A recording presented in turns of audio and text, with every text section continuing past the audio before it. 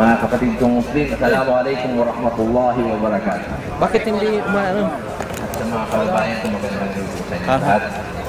Po si Brother Adnan at ako ay magbibigay ng konting alaman base sa napag-aralan ko sa Dawa Center.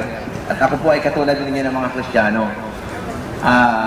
Napakahalaga po na malaman natin kung ano ang Islam mula sa mga taong nakakaalam mismo kung ano ang Islam.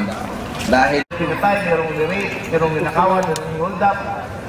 Natapos ang taon, wala pa nakita ang krimen, na krimen, pero ang kayo nabalitaan, maaaring aksidente na balitaan. Pero sa Pilipinas, na alam natin na hindi ina-apply ang Islam, minuto, oras-oras, merong hold-up, merong ninakawan, hindi lang basta krimen, karumalduman na krimen pa.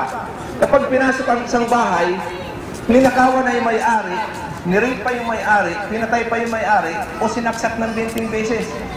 So mga kapatid, yun yung tinatawag na peace o resulta ng ina-applyan ng Islam. Ang Islam ay simpleng meaning ay ang pagsunod, pagsuko at pagtalima sa pinag-uutos ng Allah subhanahu wa ta'ala.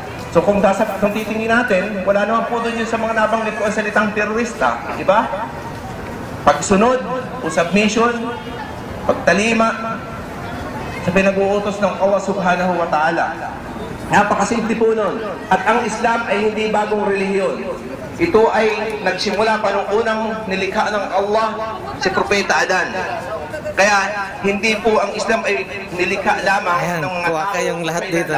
Ito ay nagsimula pa nung panahon ni Propeta Adan at ang lahat ng mga propeta, ang relihiyon ay Islam. Dahil lahat ng mga propeta, iisa lamang po ang kanilang katuruan. Ito ay ang pagsunod sa pinag-uutos ng Allah subhanahu wa ta'ala. Ang sambahin siya na nag-iisa lamang o sinatawag namin na ang Tauhid. At ang Islam din po ang nag-iisang relihiyon dito sa buong mundo na hindi kinuha sa pangalan ng tao o tribo. Hindi katulad ng Christianity na nanggaling sa salitang Christ. Hinduism nanggaling sa Hindus. Buddhism nanggaling sa pangalang Buddha. So ang Islam, kakaiba po yan.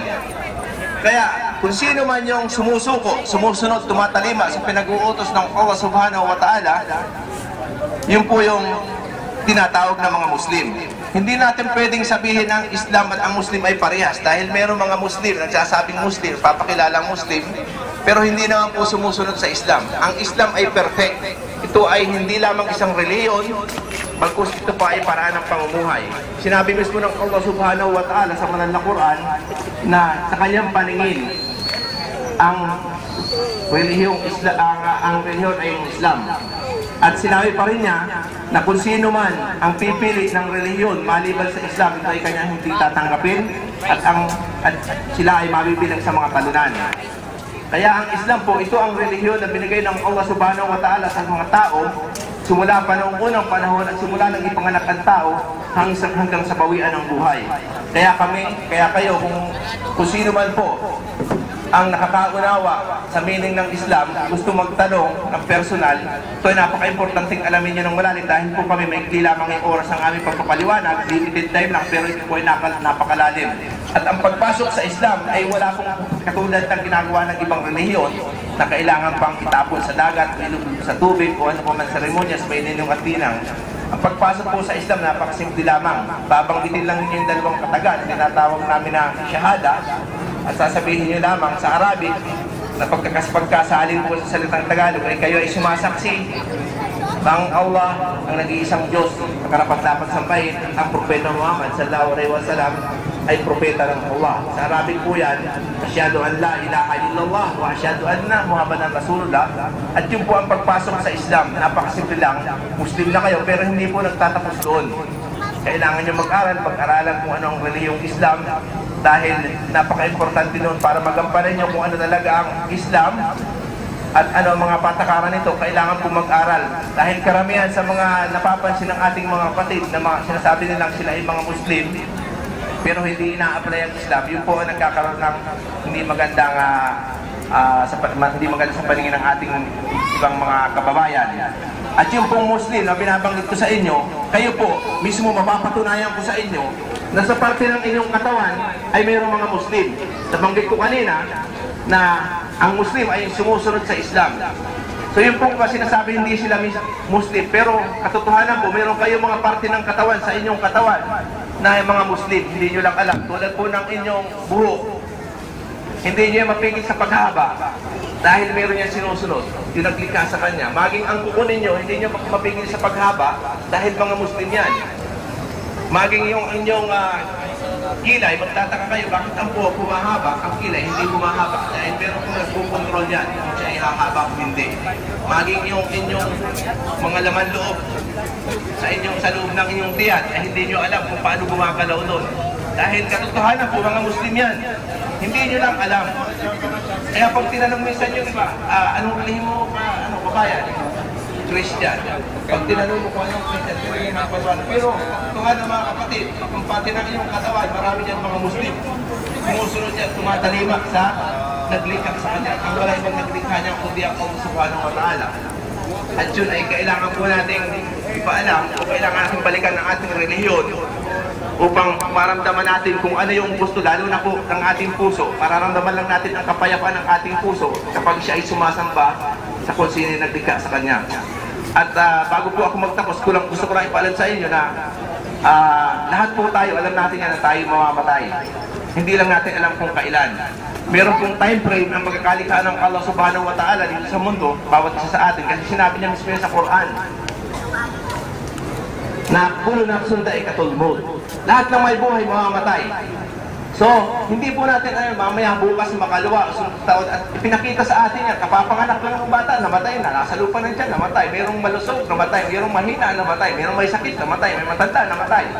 Pero wala nakakaalam kung kailan. At alam natin na ang ating buhay ay hiram lamang at kailangan natin yung ibalik. So kung sino man po yung nagbigay sa atin ng buhay, doon din natin dapat ibalik yan. Babawiin niya yan at papalitan niya ng buhay na walang hanggan. Yung eternal life na tinatawag po natin. Pero, kailangan po natin magampanan kung anong pagkakalikha, kung anong purpose ng Allah ang pagkakalikha sa atin dito sa mundo. Nilikha niya tayo na may purpose. Hindi yung tayo mabuhay lamang, kumain at magpakasaya at gumala dito, gumala doon. Meron pong purpose yan. Sinabi po yan ng Allah. O ma khalaqtul jinn wal insan illa liya'budun. Sinabi niya na hindi ko nilikha ang mga tao, kundi sambahin niya lang ako. So hindi po kung ano lang, sa Islam, pagsamba maraming bagay, maging pag-inom, pagtulog, paggising, paglalakad, pagsasalita, yan po ay para ng pagsamba kung sinusunod natin yung paraan ng sinabi ng Allah. Dahil sa Islam po, tinuruan ang lahat ng mga Muslim kung paano siya mamuhay, kung paano kumain, paano makipag-usap sa tao, paano magmahal sa anak, sa asawa, sa magulang, sa mga nilikha, sa mga hayop, at sa iba't ibang bagay. Kompleto po yan, kaya tinawag na the way of life, hindi lang siya isang relihiyon. At tulad po ng palarong ito, kung ang management, bago po kayo naglaro, nagbigay sa inyo ng rules and procedure na dapat sundin sa palarong ito, at kung sino man po yung naglalaro sa loob ng court na ito na hindi sumunod sa mga rules and regulations, kahit pagano karami yung points na pinashoot nito, ay hindi po yan mabibilang kung makakauntit kung hindi kayo sumunod sa rules and regulations. Ganon din po ang Allah subhanahu wa ta'ala, nilikha niya tayo at binigyan tayo ng rules and regulations, paano tayo mamuhay, kung ano dapat natin sundin. Kaya kahit anong gawin natin mabuti sa ating buong buhay, kung hindi ito nakabase sa kanyang rules and regulations, hindi po ito makakauntit. At kapag dumating na yung natitirang 2 minuto, last 2 minutes, kung ikaw ay magaling na basketball player, ano pong gagawin ninyo? Diba? Magpa-shoot kayo ng pinakamaraming shoot para ano? Para manalo kayo. Diba? Pero kailangan nyo pa rin sundin yung rules. Ganon din po yun sa atin. Kapag nalaman mo na ikaw ay 2 minuto na lamang o 2 araw na lang natitirang buhay dito sa mundo, wala kang gagawin kung hindi gumawa ng mabuti. Pero makakaunted lamang po yung shoot na yun, yung mabuting ginawa ninyo, kung yan ay nakabase sa sinabi ng Allah, sa rules and regulations niya, at yun po ay ibinase niya sa revelasyon. Isinabi niya kung paano gawin yun maging counted sa pamamagitan ng sugo ng propeta. Sinabi lahat yun. At kailangan sundin natin ang propetang isinugo sa atin kung paano gumawa ng mabuti, kung paano magdasal, paano mag-worship sa Kanya. At lahat ng bagay yun ay makakaunted lamang kapag ito ay sinunod natin lahat. Ganun din yung mga kapatid. Akala natin ang gumawa ng mabuti ay tama na. Siguro, tama na yon. Siguro maliligtas naman ako. Hindi ganun ang tamang paraan, mga kapatid. Kailangan sundin natin kung ano yung ginusto na paraan ng naglikha sa atin, paano siya sambahin para ma-record yun sa ating record kapag tayo ay yumauna o tayo pinawiin ng buhay at tayo mismo ay haharap sa Kanya at itatanong kung ano yung ginawa natin dito sa mundo, sa buhay na binigay niya sa atin. Kaya wag po kayong mangamba. Kung kayo mayroon mang agang-agaw mga katanungan tungkol sa Islam, wag po kayong mahiya dahil kapag tayo namatay, mga kapatid, katotohanan, wala na pong makakatulong sa atin, maging ang ating asawa, ang ating anak, ang ating magulang, ang ating kaibigan, ang ating kapitbahay. Kapag ikaw ay patay na, bro, kahit mahal ka ng asawa mo, kapag nakahiga ka ng takamulat, ang mata mo patay ka na, hindi ka niya mayayakap sa takot. Katotohanan nyo, ang makakatulong sa inyo ay ang inyong sarili lamang dahil kayo ay mag-isang haharap at mag-isang mamamatay. Kapag namatay ka, hindi ka sasamahan ng asawa mo, sasabihin niya, isasama ko. Pag subukan mong inilibing ka, isama sa libing yung asawa mo, hindi siya papayag. Kaya mga kapatid, lalo na sa aming mga lalaki, kayo po ang ama ng tahanan, kailangan kayo ang unang mag-seek ng kaalaman tungkol sa relihiyon. Dahil kayo ang dapat unang-una maggagabay sa inyong pamilya. Huwag niyo pong isugal ang inyong buhay o kung ano lamang yung mangyayari pagkatapos yung mamatay. Kailangan alamin niyo habang kayo nabubuhay pa. Dahil kaya po nagkaroon ng kamatayan. Karamihan sa mga tao takot sa kamatayan. Katotohanan yun. Pag sinabi mo, Brad, mamamatay din naman tayo, sasabihin niya, hindi naman, baka wag muna kasi meron pa akong pinaaral, meron pa akong pinakakain. Lahat yung bro, sinasabing excuse. Pero nilikha ang kamatayan. Sinabi ng Allah, binanggit ko kanina, dahil yun ang panahon ng rewarding at ng punishment. Pag namatay ka bro, wala ka ng pamimilaan, tapos na. Kung ano yung ginawa mo dito, bibigyan ka ng Allah ng reward. Base doon sa ginawa mong mabuti, tulad ng pag-shoot sa basket. Diba? Katulad din ng kung kayo nanalo sa court na to.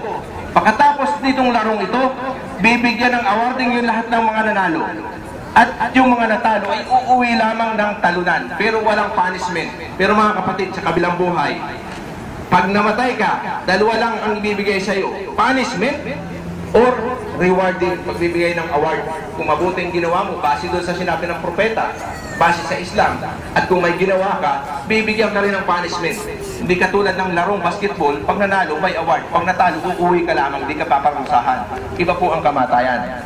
Kaya habang mayroon pa tayong chance na mamili ng ating mga, umibigyan pa tayo ng choice, umili ng ating relihiyon, pag-aralan ng ating relihiyon, ay habang may oras po, pag-aralan po natin yan, at ang Islam ay nag-aanyaya sa inyo upang pag-aralan ito, at kami naman po ay willing, ano man ang katanungan ninyo, marami kami mga kapatid dito, at kami po ay bukas kamay na paalam sa inyo kung ano man ang katanungan, sa abot na kami makakaya, at hanggang dito lamang po. At doon may mahaba ng oras. Subhanaka Allahumma wa bihamdik, asyhadu an la ilaha illa anta, astaghfiruka wa atubu ilayk. Assalamualaikum warahmatullahi wabarakatuh. Waalaikumsalam warahmatullahi wabarakatuh. Maraming salamat kapatid.